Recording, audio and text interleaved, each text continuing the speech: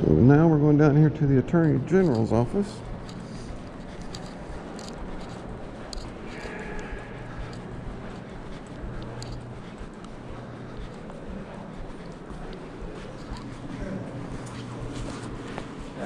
Greetings.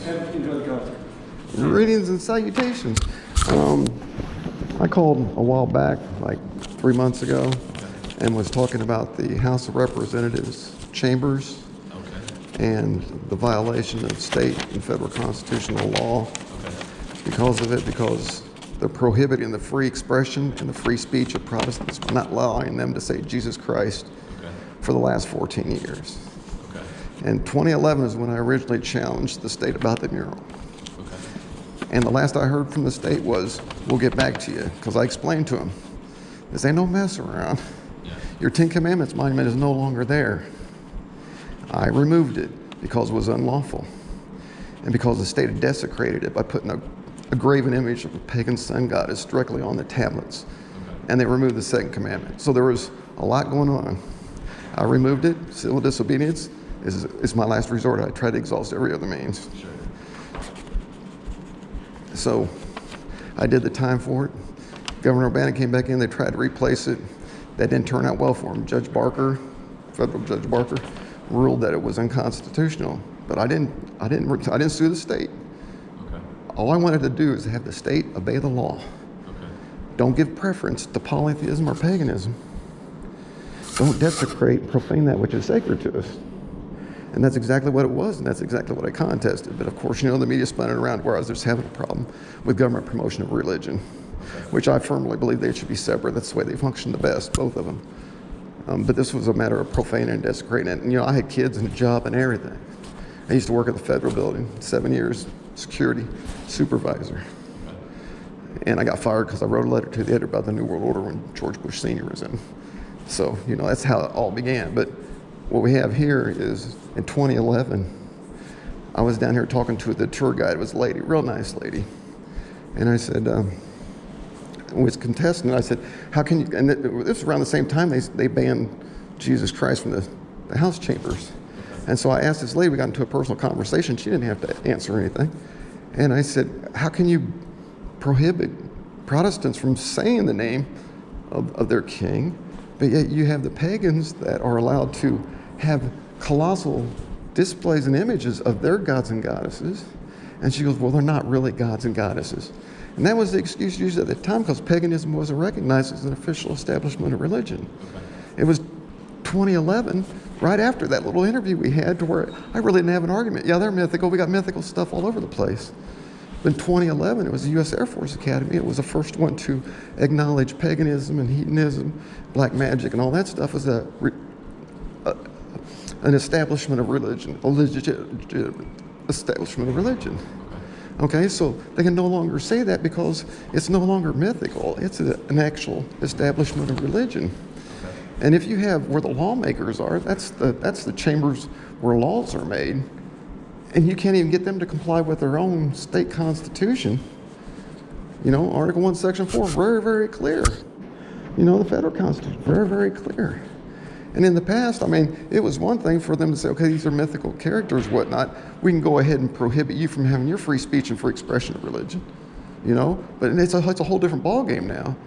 And when you combine that, it seems insignificant. But when you talk about an image, okay, that promotes that triple goddess of the crossroads, she ain't nothing to be given any honor to. There's some bad things that come with having her as Miss Indiana.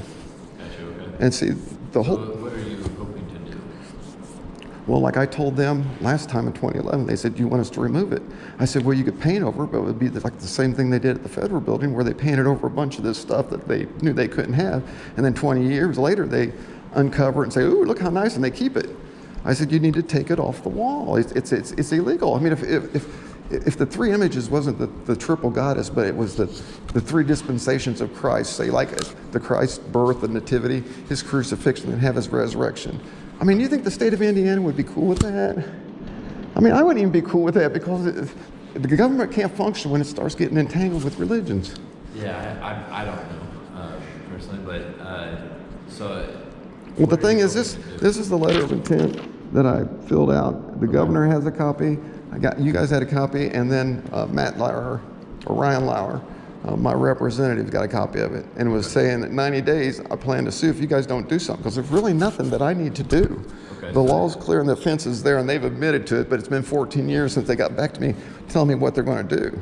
Okay. And what I suggested is, why don't you just get a big curtain, a state seal curtain, and just put across it for the time being, you know? Because the thing is, I've done a lot of studies on this sex death cult, and wherever they establish this chick and the old goat, the serpent follows to devour it. So you're talking about something that can actually destroy things. See, Indianapolis has always been the place where they get knowledge that can destroy things on a large scale. Okay. I mean, Monument Circle, you probably don't know this, but that used to be the governor's mansion, to where they used to sacrifice kids and stuff when they had a lot of orphans or whatnot. And Indianapolis Star had stories about kids screaming stuff, and the Indianapolis Star investigated it and said it was a wild turkey. Okay, but things were going on there. Dr. Gatlin, okay, he was a doctor that worked in that building doing things. It's an ancient sacred spot for sacrifices where they can conjure up this goddess of war. Dr. Gatlin's the one that came up with the Gatling gun, you know. I mean, think about it. And then Indianapolis, Second World War, introduction of the nuclear age, USS Indianapolis. Downtown, what they've done has opened up a door for knowledge, but it's not good knowledge. I mean, it is at the time, but it always ends up getting destroyed by the same thing that gives it the knowledge in the first place. It's the serpent that swallows its tail. And all I'm saying is the state is in violation of the law, state and federal. It's clear cut. They know about it. It's been 14 years, and all I want to know is what their decision is. Do they agree? Yeah, it's wrong. Do they say, yeah, it's right and we're keeping it? After 14 years, you think, and even after the state told me, they would get back with me. Because, I mean, I've actually paid the price before for civil disobedience. And that's back when I had kids and everything else. Now I'm retired, kids are grown and gone. I don't have a whole lot to lose, but I don't want to use civil disobedience. I don't want to go to jail. But right is right, and that can't remain. You know? I'm sorry, I don't mean to be emotional, but man, when you put in as many years as I have and gone to jail and had your life destroyed because of something, and you knew you was right, I mean, I was my job from the federal building. I was right. I was a good guy. Look at my record, my work record. You know, because I got a Protestant work ethic that you work for your boss like you work for your God or your king. And as long as you're an employee, you do that, you always advance. It's just, I'm tired of waiting. Last year I died. I had to have open heart surgery, triple bypass. And the surgeon goes, "You're not done yet." I was trying to think, what am I not done yet? And I realized that she's still in my house. And I'm just trying to evict her. I know this sounds like Twilight Zone stuff, but this is a very ancient and old, powerful deity. If acknowledged and sacrificed to, will give results, but those end results are total destruction. It sounds far-fetched, but I'm just telling you where I'm coming from. Because, I mean, you know, when you've been diagnosed with being crazy, then everybody's going to think you're crazy. But look at the legitimate facts. I shouldn't have to do anything. You know, the law's there. It's easy for anybody to see. Any juror of any kind of common sense would see there's a violation going on. Okay. Well, I appreciate you stopping by. I'll make sure the Attorney General gets this. I sure appreciate your time. Thank you.